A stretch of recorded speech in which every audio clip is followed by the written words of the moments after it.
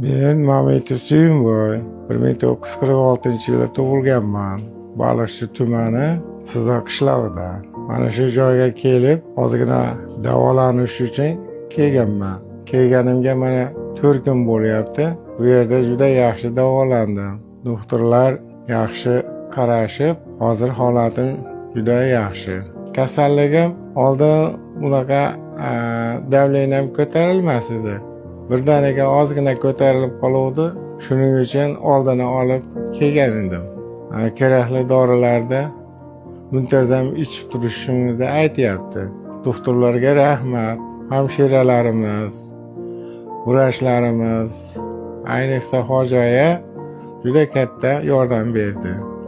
Meni savdoshlarim, vatandoshlarimizga agar kasallikni oldini olib, mana shu davolanish maskaniga kelsalaringiz, juda yaxshi sharoitlari bor ekan.